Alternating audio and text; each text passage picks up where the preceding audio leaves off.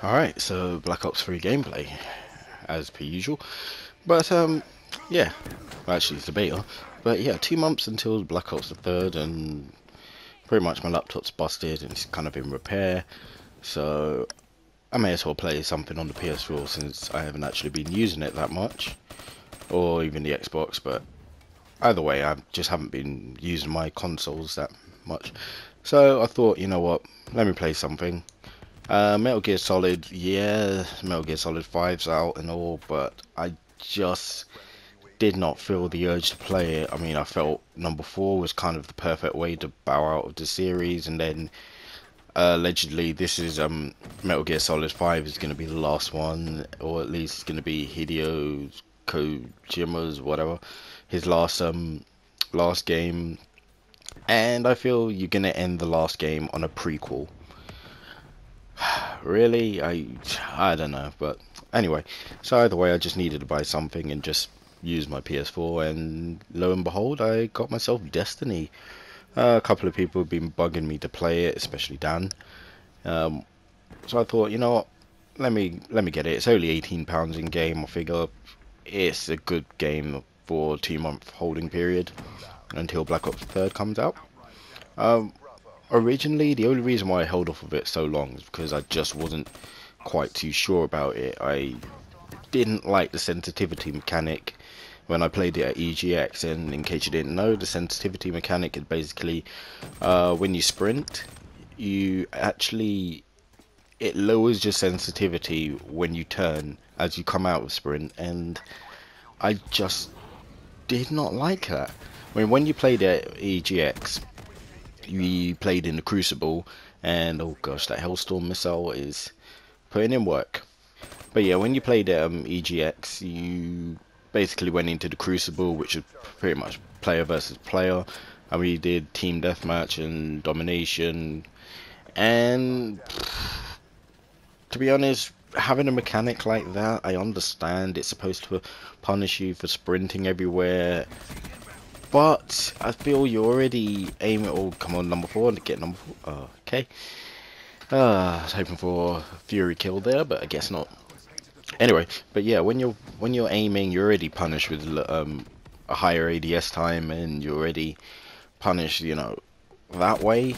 So to punish you for just trying to turn, I just did not like it, especially as it made uh, gun battles just really static, and at least that was my experience at EGX. It's probably different when you actually play it on the beta or when you actually play it online. And oh yeah, this Tempest right here is one of my favorite specialist weapons in this game. It's just absolutely destroys people.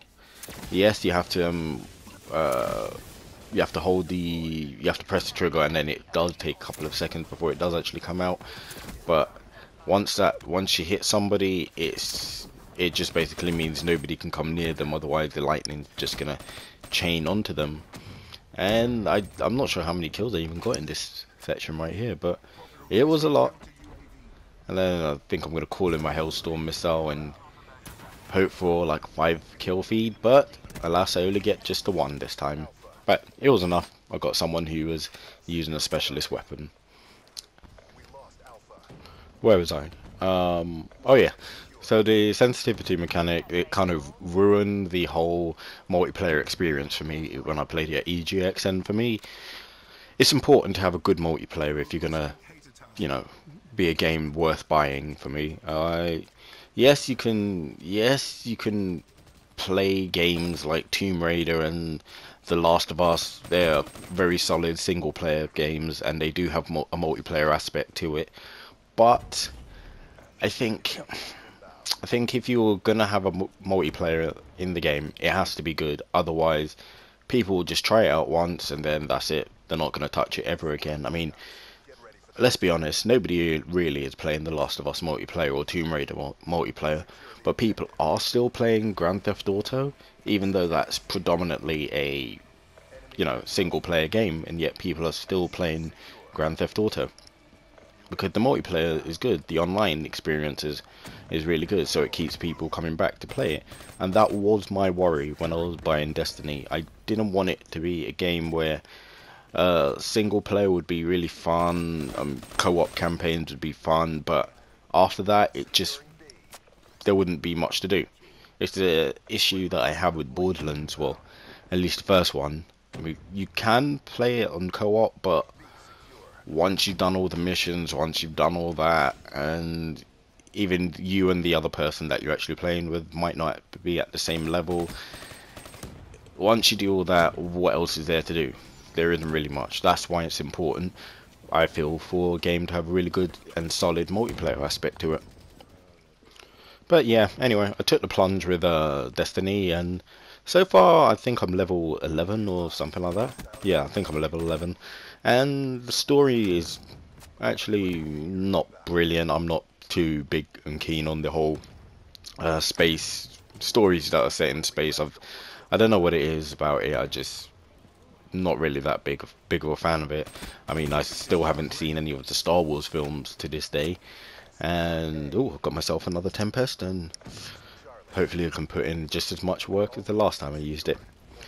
But yeah, so the story missions are so-so.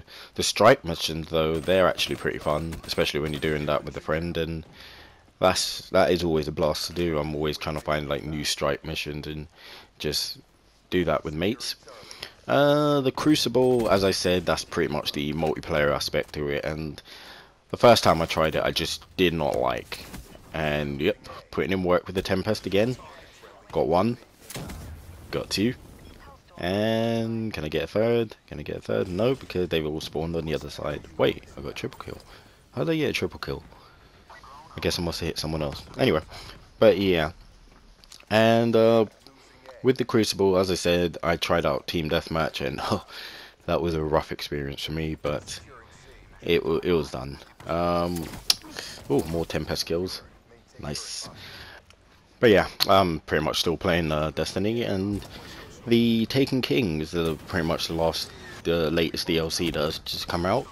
And will I get it? I don't know. I think what I'll do is, if Black Ops the 3rd is a flop when that comes out, which is very unlikely, when I highly doubt it because I enjoyed the beta so much, then I will actually, consider getting the DLC packs for Destiny, because this Destiny is a game that I think I'm gonna come back to, but I don't want to get myself any of the DLC if I'm just not going to play it just yet. It's one of the things I've been trying to do lately.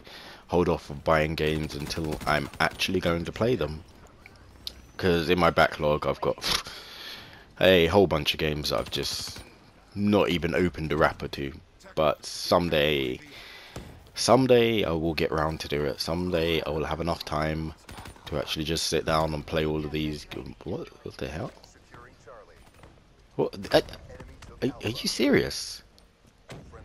Huh. Okay, so he decided to use his rocket launcher on both of us. That's cool. I don't know what to say to that. But anyway, yeah, so I'm hoping that Black Ops 3 turns out to be a really, really, really enjoyable game, which I think it will be based on what the beta was like. And Destiny, I'm just going to keep, going through it. By the time I actually finish the main story and all that sort of stuff, I think it'll probably be in time for Black Ops 3, so maybe I might change my mind later on, I don't know. But so far, yeah, I'm enjoying Destiny. I'm not really that surprised about it, because I did think I was gonna like it. Like I said, I just wanted to keep going back to the multiplayer aspect of it, because once I've finished with the story, the multiplayer is what's gonna keep me into this game. But if that's not good, then is it really worth me buying it at release date? But anyway, that is about it for this gameplay and this commentary. And what do I get? I get a 35 and 5, which isn't too bad. But anyway, yeah, thank you for listening. It's very greatly appreciated. Take care of yourself and keep being you.